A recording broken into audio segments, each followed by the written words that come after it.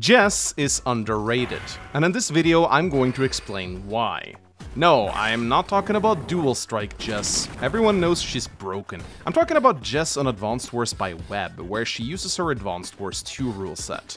At the moment, Jess is ranked tier 4, which is bottom tier, and even among her fellow garbage tier COs, Jess is considered one of the worst. You almost never see her when playing the Global League.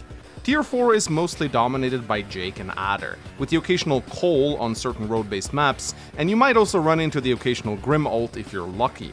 Otherwise, Jess is one of the rarest COs you'll see. Why is that? Well, let's just hear what Deejus has to say about her. Next up we got Jess, and she's pretty bad in my opinion. I really don't use her very often. Her day-to-day is, decent for her vehicles, 10%. Basically, Jake gets the same thing if he's on planes, except Jess also loses 10% attack for her infantry, which is pretty big deal regarding the capture game, interrupting caps, etc. Now, I don't claim to be better than Deejus. He can whoop my butt blindfolded every day of the week, and twice on a Sunday. But there is an extremely skilled player who does know what he's doing, and that is Starflash250. And he has been quite vocal about how good he thinks Jess is, and he's been playing some insane games with her lately. Starflash has an extremely aggressive playstyle, and he loves yeeting tanks into his enemies until they crumble. And after watching some of his games, I am convinced that Jess deserves a lot more love than she's currently getting. Now, let me be very clear. When I make the argument for Jess being good, I'm not saying that she's this undervalued gem that is actually the top pick of tier 4. I'm saying that Jess has a very specific niche that I think a lot of players are not taking advantage of, and that is her performance on small maps in fog, especially maps with comm towers, and particularly those who only have 2 bases. And it just happens that a lot of maps in the current Global League pool fit this criteria. On very small maps, tank aggression is very effective. If you want to watch good examples of this, just go watch some of Tordred's games. He's a relatively new player that burst onto the scene a few months ago and quickly rose to number 1 on the fog ladder. And his strategy is quite simple. He builds a lot of tanks, and he smashes them into his opponents until they surrender. Recons, APCs, and transport copters? Screw those units. He just swarms his opponents with tanks. Now, obviously there is a lot more to Tordred than just this one trick, but he showcases that, at least on the smaller maps, aggressive tank openers are very viable strategies. And who has the objectively best tanks in tier 4? Well, Jess does. But Mangs, I hear you say, Jake gets the same firepower bonus as Jess, and he doesn't have weaker infantry. Additionally, his powers increase his artillery range, and his superpower also gives his vehicles +2 move and the same firepower bonuses as Jess, and they even apply to his air units. Isn't he just superior? Well, on some maps, sure, but definitely not all of them.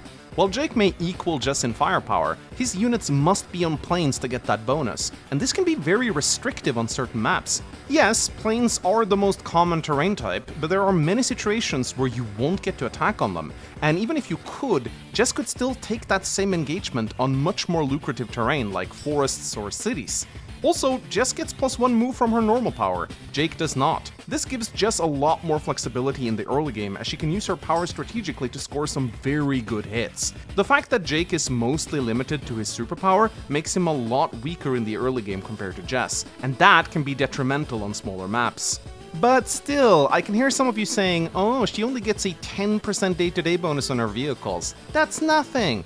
Well, you may think that's the case, but on maps with comm towers, this allows her tanks to 2-hit KO enemy tanks on cities, which is absolutely huge. Almost no other COs in tier 4 can do that. Her anti-air can also one-shot infantry on forests, which allows her to do some terrific wall breaking. And it's not like she's only good in the early game either. If the game transitions into late game, Jess's superpower becomes a devastating pushing tool on par with max blasts. Just look how dangerous her medium and neo tanks become in mirror matchups during her super. And yes, Jake can do this too, but only if he attacks from planes. Jess can do it all the time. To give an example of what I'm talking about, take this game where I play against Dastardly, a player with around 1200 MMR, on the map Hidden Edge. You can see here how I open up with all-out tank aggression followed by a single artillery to lock down his southern base. He does the same to me, but my plus 20% firepower tanks are just able to smash through his ranks so much faster, and my insane aggression means he doesn't even have time to get out an artillery to defend himself. As the game inevitably transitions over to a north versus south slugfests, I roll up with a brigade of tanks and pop my superpower to smash through his ranks. Just look at how hard of a time Jake has trying to take battles in the center of this map. There are almost no plane tiles for him to utilize. Meanwhile, I'm Jess, so I can take my engagements wherever I damn please. Now, you may say, but Mangs, this is a noob game, you're bad, and this is just a 1200 rated player you're going up against, hardly one of the old-time greats. Well, alright, I hear you. So let's take a look at Starflash250 playing as Jess against Kontbai, one of the greatest Fog players of all time, playing as Andy. He's a tier above Jess, by the way. Look how aggressively Starflash plays here, forcing Kontbai to pop his normal power just to stay in the game. He is able to hold off Starflash's aggression for a little while, but when the inevitable super comes in, he just gets rolled over. Jess just has firepower that is not normal for a tier 4 CO to have. You just don't expect this level of wall breaking in that tier, and that's why I think so many people are sleeping on Jess. They just don't see her as a viable pick because they are blinded by her weaknesses. And don't get me wrong, I'm not going to undersell the importance of minus 10% firepower on her infantry. It is annoying, but in Fog games, infantry battles are less common, so I argue that it's not that big a deal for her. Another underappreciated aspect of Jess's powers is that she never has to worry about resupplying her troops. It's not something you tend to notice a lot when playing her, but it is nice that her transport copters don't have to be pulled back to airports for refueling. And if you happen to get a mega tank onto the field, Jess can use it much better than most other COs, since it's not necessarily just limited to 3 shots. On the few rare maps that allow stealth fighters, Jess can actually utilize them quite well, like on Chosen Reservoir. Here you can see Starflash250 using stealth fighters against Rice Muncher to great effect, since he doesn't need to accompany his stealth fighters with APCs to keep them afloat. On a side note, I also remember finding Jess very funny to use on the map's Lights Out back when it was part of the League pool, because that map has 2 submarines in the center that eventually runs out of fuel due to being forced to dive, giving both players a sort of a countdown timer until they lose their vision.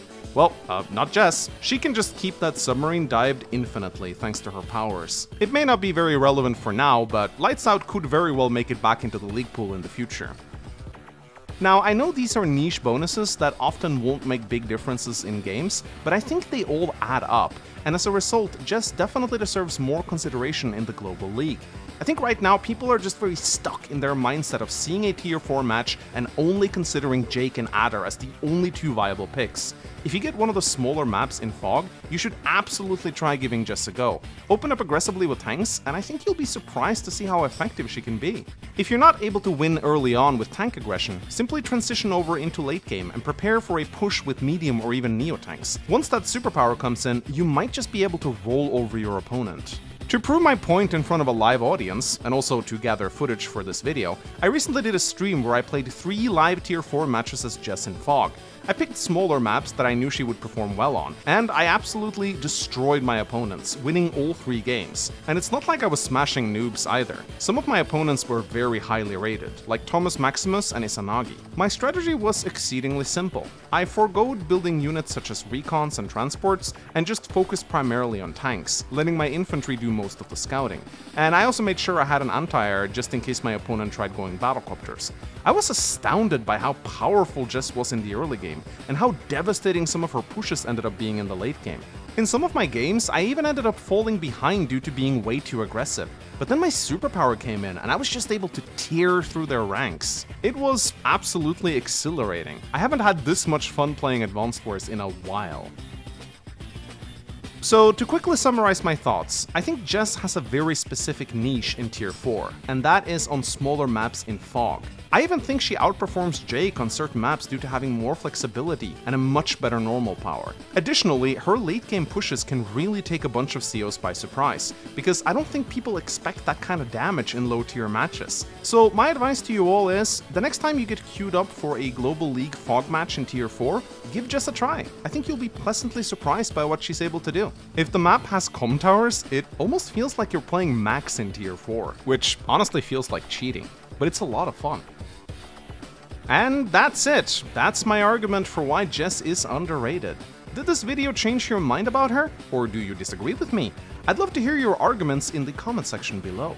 Like this video if you enjoyed it, and subscribe for more Advanced Wars content. I would also like to give a big shout out to Starflash250, who both inspired me to make this video, and who also helped me out with the script, giving me tips and pointers, and also sharing some replays with me. He's already a proud Jess appreciator, and I hope that after watching this video, we'll see a lot more of her in the Global League. My name is Mangs, and remember, a good CO always gives 100%. Always!